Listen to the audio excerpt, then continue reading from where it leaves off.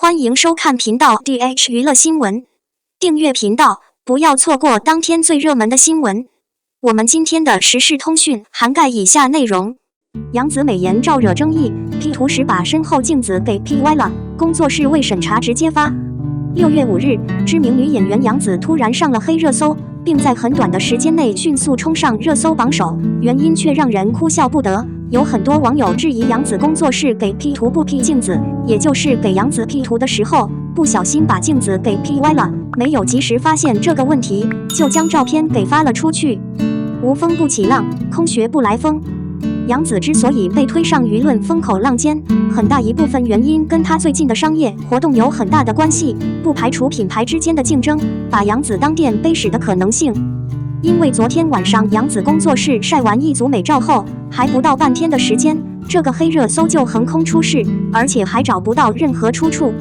唯一能够见到的就是营销号张口就来，假借网友质疑 P 图不 P 镜子为名头，把杨紫往死里给黑。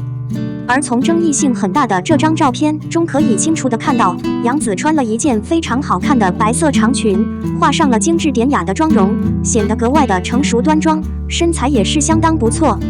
但稍微眼尖一点，确实可以看到她身后的镜子歪了。至于为什么会歪，很明显是 P 了腰部，所以导致镜子扭曲变形。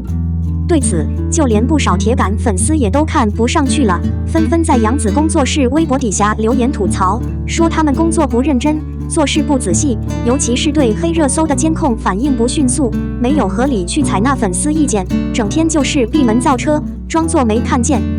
需要强调的是，杨紫最近一段时间被黑的频率确实高，这也难怪粉丝会吐槽工作室不会做事，尤其是前段时间莫名其妙被捆绑黑，拿杨紫对王嘉尔有致命的吸引力这样的话题来挑拨两家的关系，这明摆着就是有人买了黑热搜。杨紫工作室给不给力暂且不予以置评，但杨紫粉丝倒是挺给力的，看到杨紫又上了黑热搜后，立马弄了一个杨紫唯一纯白茉莉花的话题，直接冲上了热搜榜，试图将黑热搜给挤下榜单，这样的执行力确实让人佩服。不过话说回来，明星 P 图早已不是什么新鲜事，不管是哪家工作室对外发的图，基本上都是精修过的照片，只不过用的修图软件不同罢了，有的宣传人员拿手机修图，也有的用电脑上专业的修图软件进行修图，再加上修图者的水平参差不齐，所以会出现这样的问题。其实也不算是什么问题，只要人好看就行了，跟镜子歪不歪 P 没有 P 有啥关系呢？当然还有一种可能性，杨紫这次上黑热搜不是黑粉做的，很有可能是她代言产品的竞争对手所为。因为她当时穿这身裙子拍照是在为某卫生巾品牌直播活动预热，在后台休息室拍完照后就立马上直播了。杨紫工作室 P 图不 P 镜子，唯一纯白茉莉花失败了。近日，杨紫的一组图片刷爆了网络，大家都超爱杨紫的新造型，称她为唯一纯白的茉莉花。但有网友看到杨紫的一张图片，镜子里面有一个背影，网友质疑为什么不 P 掉镜子里的背影，影响了整体的美感。此话题一出，瞬间引发热议。有网友表示，整日攻击一个姑娘长相，怪不得现在白幼瘦盛行。也有网友表示，唯一纯白茉莉花失败了，这 P 图的人赶紧开除。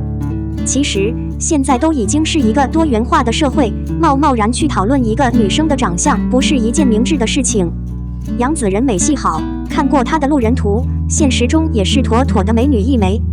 认识杨紫是在《家有儿女》，她在里面饰演小雪，就是凭着这个角色，杨紫成为了家喻户晓的演员。但喜欢杨紫，主要还是她饰演的锦觅，单纯且灵动，真的很讨喜。为什么都说杨紫很不上镜？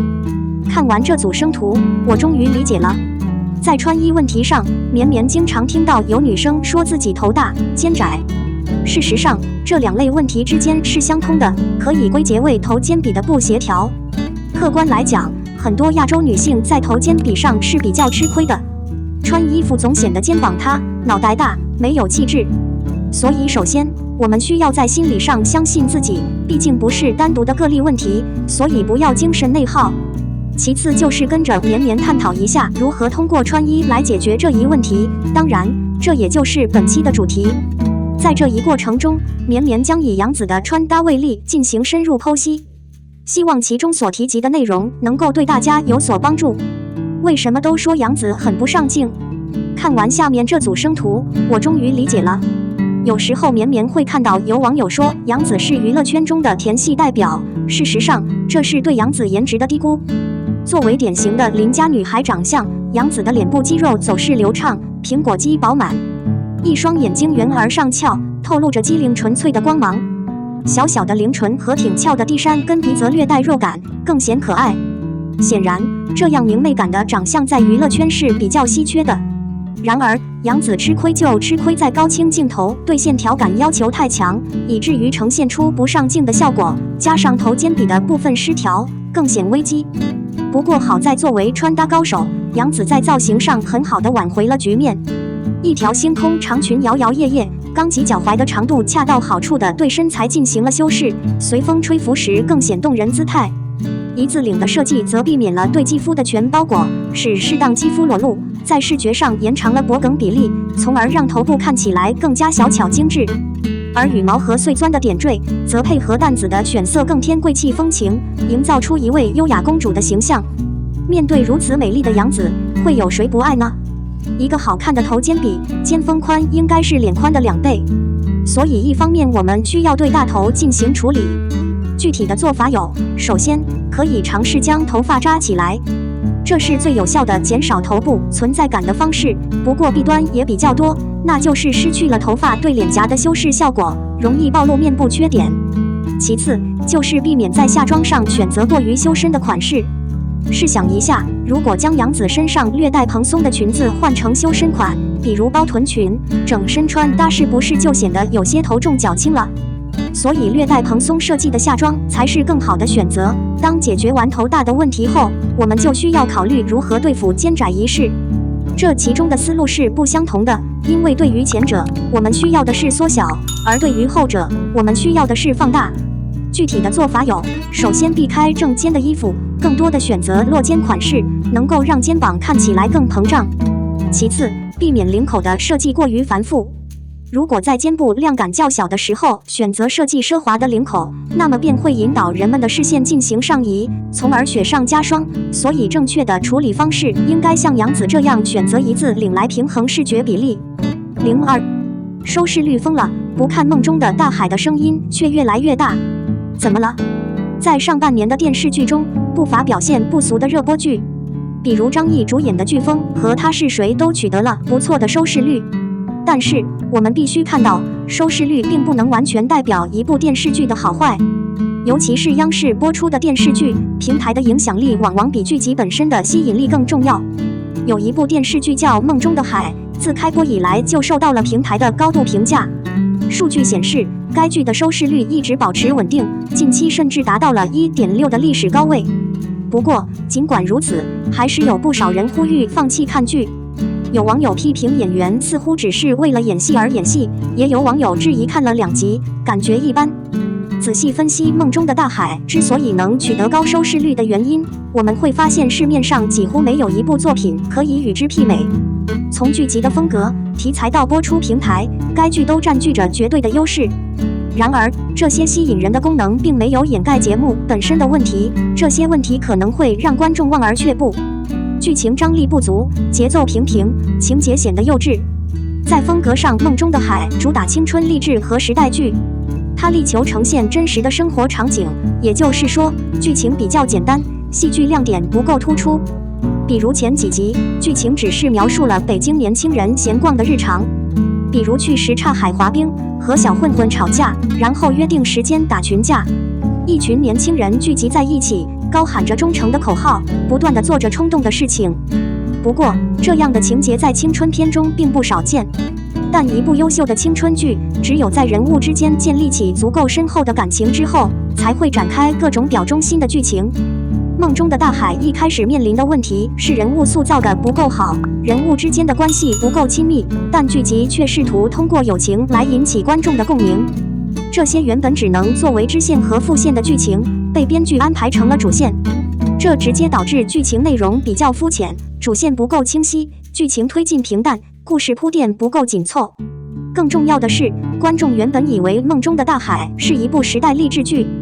然而在目前播出的剧情中，几乎没有展现事业发展的镜头。男主萧春生、萧战士的故事情节是典型的三角恋情节，剧情发展套路十足。第1集中，童小梅、李沁是与图书馆玩起了捉迷藏，成为了他们爱情的起点。然而没过多久，他又和贺红玲产生了暧昧的气氛。在年代剧的包装下，这种三角恋依然保留着偶像剧中常见的剧情套路。总的来说，无论梦中的大海怎么演绎，似乎都摆脱不了小爱的框架。当然，除了剧情包装之外，古装剧之所以让观众感受到偶像剧的风格，演员的气质和演技也起着重要作用。演员偶像感太强，主演演技却显得生硬。肖战几乎成为了《梦幻之海》的关键角色，担当了整部剧的重头戏。了解肖战的人都知道，他本身就是一名偶像演员。比起主流剧，他更适合出演偶像剧或者男主戏。比如《陈情令》《斗罗大陆》《余生请多多指教》，这些作品都是他演过的广受好评的代表作品。另外，作为一个川渝大帅哥，他与京味浓厚的古装剧不太搭，尤其是他刻意塑造的北京腔，在当地观众看来显得有些格格不入，与整部剧的融合感不强，甚至显得突兀。与其他配角相比，肖战身穿军大衣，头戴雷锋帽，一眼看去就是帅气帅哥。虽然肖战的镜头和其他演员的滤镜差别不大，给人一种拍复古大片的感觉。比如在与混混打赌、在冰场追杀和红玲的戏份中，光影的运用和肖战自信的表情，让人感觉像是在拍 MV。这种过于抢眼的星光，直接让肖战怎么演绎都无法呈现出古装剧中的朴素氛围。相比之下，肖战的个人风格过于明显，而李沁的表现则过于刻意生硬。可能是为了凸显童小梅性格的平凡，李沁在剧中的表现更为低调。任何本该热血沸腾的戏，李沁都表现平平。值得强调的是，《梦中之海》的故事背景是在一个社会制度相对保守的年代。在这种特殊的背景下，即使偷一块牛粪藏在自己的树下，也会受到严惩。在最新的剧情中，主角齐天倒卖录音机被抓。在这个时代背景下，任何一个小错误都会被夸大，就像主角偷偷溜进图书馆的行为一样，后果很严重。不过这一幕并没有突出对当时严酷社会背景的刻画，而是更注重男女主人公相遇的情节。李沁在表演过程中并没有表现出害怕被发现的恐慌和担心，全程他面无表情，眼神空洞，表现出平淡的表演风格，强调文静处女的形象。因此，本应略显激烈的戏剧在演员的塑造下变得平淡无奇，戏剧效果被淡化，演员的表演也未能突出人物的活力。作为梦中的大海的主角，肖战和李沁的表现并没有达到预期。此外，其他演员的人物刻画也比较平淡。刘瑞麟饰演的叶国华每天都被感情问题所困扰，但角色设定不够鲜明。虽然在混混来找他的时候，他不敢报出自己的姓氏，但同时他也愿意和萧春生以及混混们斗智斗勇，这使他的性格显得优柔寡断。叶芳由赵鑫饰演，何红玲由曹斐然饰演，对这两个人物的刻画也缺乏亮点。虽然他们在剧中扮演的角色很多，但他们之间并没有太大的区别，而且演员的表现也受到角色设定的限制。总的来说，《梦之海》首播后最受瞩目的角色莫过于吕诺饰演的齐天了。然而，他的优秀并不是演员自身的演技，而是编剧为他设计的戏剧化的故事情节。从目前来看，《梦之海》的演员阵容并没有中生代那么有实力的演员。对于一部年代剧来说，这可以说是一个严重的硬伤。在剧情不够精彩、演员不够细腻自然的情况下，《梦中的海》只能依靠题材和播出平台的优势来拉高收视率，却难以脱颖而出。口碑方面，得到更多观众的认可。当然，这部电视剧才刚刚开播，剧情还是有挽回的机会的。如果后续剧情能够跟上剧情的发展，那么《梦中的大海》或许还能取得不错的播出效果。我们的新闻部分文此结束，欢迎把你们的想法留在评论区，大家一起讨论一下。欢迎，也别忘了帮我点个赞加关注谢谢大家。